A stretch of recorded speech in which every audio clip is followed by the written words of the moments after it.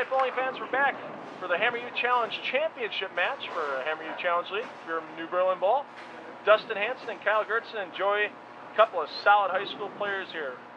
Yeah, Kyle's got game, and I'm sure we're going to see it on many a shot in this match. Really revs it up out of his hand, and wow! Oops. Yeah, and you just laughed that off, and so you got to be happy with an opening shot that's flush in the pocket. I mean, you just watch the replay. That 5 just gets sawed. You just chopped it right off, and typically the ball will deflect slightly to the right, hitting the 5 into the 8. You throw it too good, and you get penalized with a 9 spare. Well, should have no problem covering that up. And he does. Well, here's a person that's been on TV before. You haven't seen him for a while, but your 2007 high school state champion, Dustin Hanson. So how did he handle that, Phil, winning that and then coming back to high school as the state champ? I mean, a little ribbon from the guys on the team or added pressure, you think? I think a little, not really added pressure, but I'm sure he got some ribbing from his teammates and his coaches, but he's handling it in stride. He's got a solid head on his shoulders. I mean, it's good ribbing. That's what I'm trying to convey here. I mean, just a solid game, Phil. Doesn't twist it or crank it up at the bottom, but knows how to play. Oh, there's no doubt about it. I mean, he's really made some strides on playing on tougher conditions. I know he's been looking forward to bowling on at the Junior Gold in Indianapolis this year. You're going to see Dustin and Kyle down there for Junior Gold. Hopefully they'll bring back some of the medals from down there as well. Well, we wish them luck. And are both kids off to college then? No, Kyle's going to be a senior at Oak Creek High School this year. Dustin's going off to UW Whitewater after this season. Just graduated from Muskego High School. Good balance for a tall kid. Yeah, he's about 6'3", so I mean he's played football in the past. I believe he was a lineman for Muskego's High School's offense this past couple of years. Well, that's it. And again, when you're 6'3", that may not be an advantage in bowling. Your center of gravity is a little bit higher, and I mean, the key is getting low at the line, and it's harder when you're that tall. Oh, exactly. But I mean, he has sufficient knee bend. He doesn't overdo it. He has some waist tilt, which helps him get the ball down to the line as well. And he's a great spare shooter. I mean, that's one thing I've seen all year with Dustin is, spare after spare after spare. Gets up there, keeps his focus from a strike ball, and just makes the spares. So is that what you recommend, Phil? Is when you're say 6 foot or above, is increase your waist tilt or your spine tilt a little bit to help get lower? Along with the knee bend, yeah, you can use a combination of the two to really help you get the ball down along the lane, not into the lane, but along the lane while it lands. Great shot. There's the strike. That should be an opening double, but part of the game it's not, right? Yeah. So what do you recommend for older players, Phil? Say those who are 40, 45, 50, whose knees aren't as young as they once were. How do they get low at the line? Well, with that, there's a combination of factors. You really have to take into account a bowler's flexibility. How comfortable they actually are. Is it gonna, if we over tilt them at the line, are they gonna release the ball past their toes? So let's say a bowler isn't real flexible. Well, sometimes you just got to go with what God gave you and just kind of make adjustments. Sometimes you're going to be a bowler that's going to loft the ball out of the lanes, and you just need to control your release a little bit. Just let the ball off your hand softly. So. Another beautiful shot while we're rambling here, but we're trying to give a little bit of instruction as we go during these telecasts, Phil. Oh, sure. I mean, everybody can use a little bowling tip here and there, and hey, if you can get it for free from us, why not? As long as it's good advice, right? We give our best. High game 300 for Dustin, high series 775, and we see why right there, Phil. Just a heavy roll on the ball, doesn't do anything weird at the bottom at the release, just let the ball come off his hand clean. Yeah, I mean, in both these bowlers, they took turns leading the league in average, they took turns leading the league in high game and series. With what, Phil? I believe a high series was about 690 for Dustin in the first half and 680 for Kyle the second half. But like we said, these kids are bowling on tougher conditions. They're not bowling on your average house shot. What about average?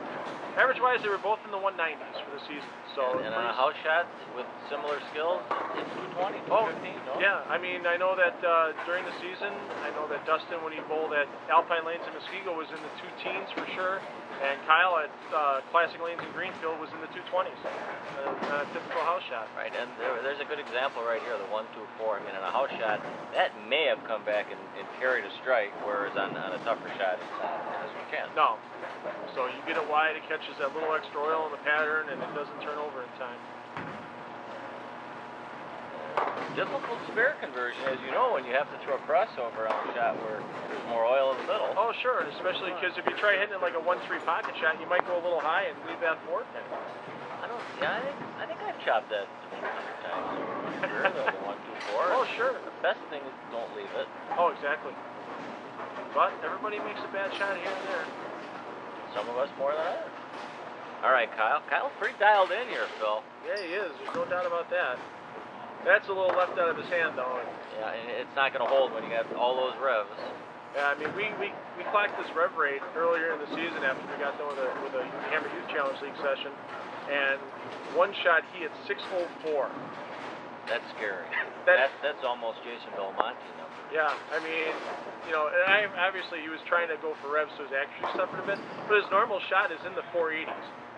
So that's impressive. I mean, with that type of release. Yeah, that's very impressive, and it also shows you don't need to be 6'2", 230 to do it. Oh, exactly. He's fluid. He lets his arm swing do the work. He doesn't force anything through. He's another bowler that's really worked on his hip positioning at the bottom of the swing to not over clear the hips, to just give him extra power without any extra effort. Let's see if he can set himself up with a strike here before the commercial break, Phil. Pretty good off. He ripped that one. Look at that pin bounce on the pin deck. I wish I could throw a strike like that just once, Joey. Well, with that, we'll be back with the second half for our championship match in just a couple of minutes.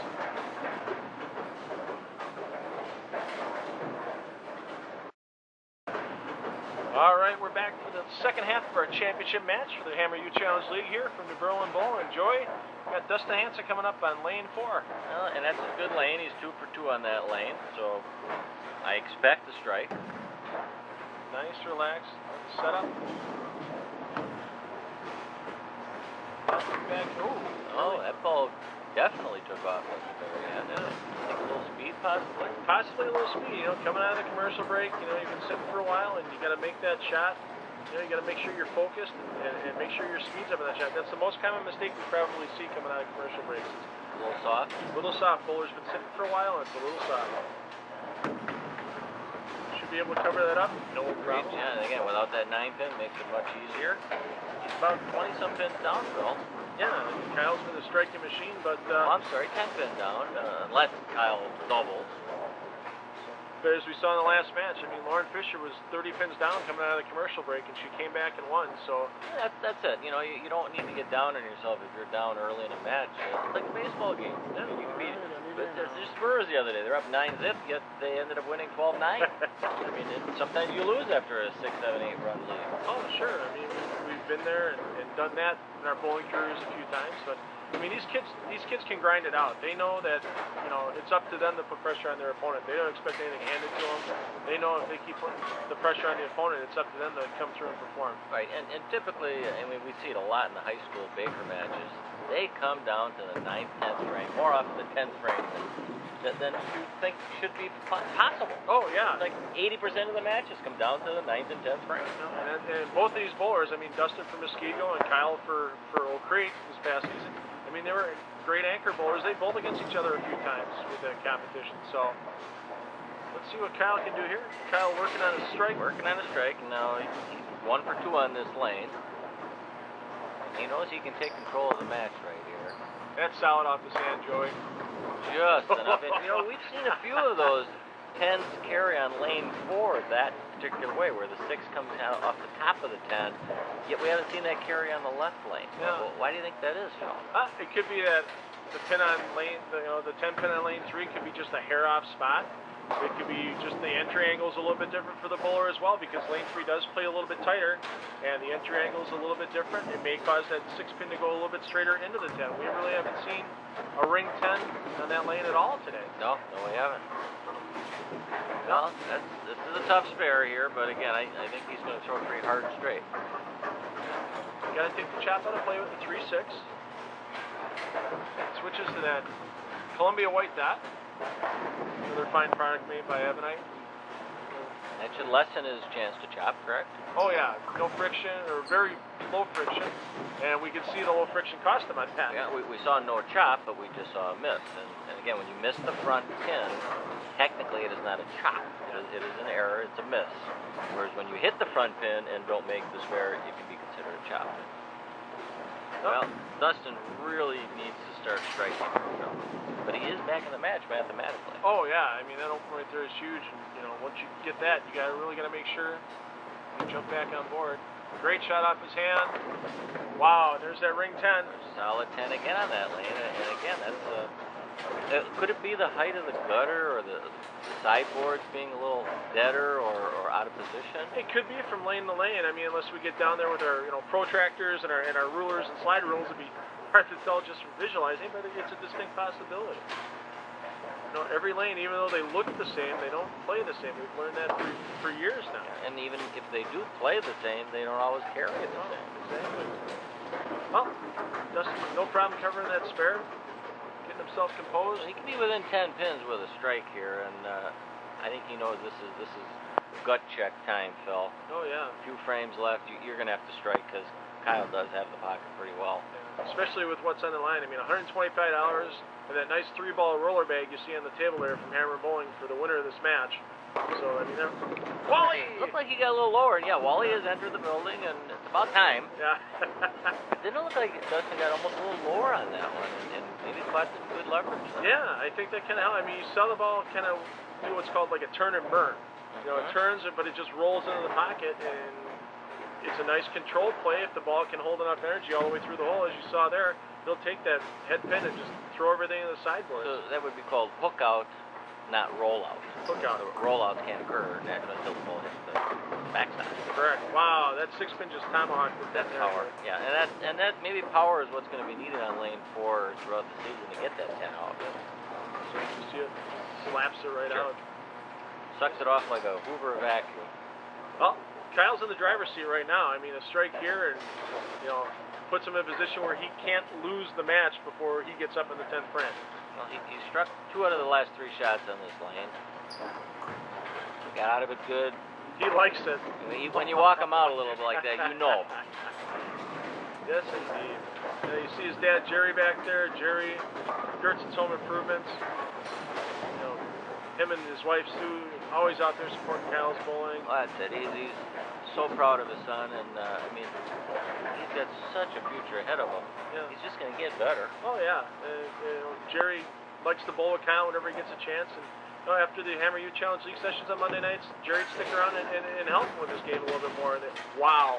Something happened there, Phil. Was it a timing issue, or? I think it was a swing issue. I know talking to Dustin, he's been getting ready for Junior Gold, and he's been working on a little change to his swing. He has a tendency, if you watched his hand, kind of open and close it back up, and he's been trying to keep it firmer. And I think he kept it too firm that time, and a little tense, quick off the thumb, no chance to save it with the fingers. Now, this is an easier spare attempt than some of those spares we can leave. Nice shot that time. Yeah. Oh, that was as pretty as a picture, and it cost him a double. And he's got a smile on his face. He knows it's not the end of the world. He knows he made a mistake, but he fixed it right away. So he can go off the sheet for a 203, but again, Kyle kind of closed it in there. He doesn't need much for a win here, does he? Yeah, depending on what Dustin does here, he may not even need a mark. He may just need good count in the 10th frame. Nice shot off his hand. 10 in the pit. Nice. Yeah, we can see how he won that state title. I mean, the kid definitely could throw some great shots. And you say if he's experimenting a little bit with his spans and pitches, I mean, sometimes it takes time to really acclimate your brain and your hand to a new feel. Yeah, I mean, I remember reading an article that Chris Barnes helped co-wrote in, I believe it was Bowler's Journal. He said it takes him 1,000 throws to get used to something he changes in his game. Yeah, without a doubt. So, a little high and... Well, kind of irrelevant, but again, a 191 game, and... assuming he gets 2 here. He might make it for the 193, but... Well, I think, yeah, there's a good chance he's going to get 2 out of the 4 here. If he makes it, Phil, we'll give him a $100 bonus. Sounds good. We can throw a little extra scholarship money at him, and not this time, but hey, nothing to be ashamed. I mean, he threw a good game, 191. I mean, he stayed clean up until 10th frame. We've always talked about you can throw a great game and not score, and that was an example of it right there. Need 6 pins on the first ball to win this match. If I was a betting man, pretty good chance of that happening. Oh yeah, I think the odds of this would be in the minus category in Vegas. You'd have to lay the old 300 to win 100. Great shot out of his hand. There's the 10 off the wall again, so just enough. That could have been almost a pocket 7-10. It looked like with a little lesser rev rate player. Yeah, it looked like it was the 7 and 10 collapsed into each other. But all these strikes Kyle's throwing, you know, earlier you mentioned Jerry likes to bowl with Kyle. Yeah. He must like it heat. Because Kyle ain't gonna lose too many matches to many people here. Well, I know Jerry had a couple 300s last year himself down at Motion Plus Lanes, carried Catania's house and cut ahead. And now Jerry's no shabby guy himself. Oh no, Jerry's got a nice game, and but again, Kyle's gonna be PBA ready in a few short years, I'm sure. That's one of his things he wants to do. He likes working with his dad, loves doing stuff with him, and I think if his dad keeps working with him, get some other coaching out there, I think he'll do well. Well, Kyle gets ready, waiting for the pin series hitter. Just want to thank New Berlin Bowl for hosting the Hammer U Challenge League this season. I want to thank all of our bowlers looking to return with the Hammer U Challenge League in 2009 and 2010. We'll have information on that shortly about that on the show. And wow, what an impressive finish, and the scout did its job there. No doubt about it. Well, Joy and I will be back to wrap up the show in just a couple of moments. Hope you stay tuned.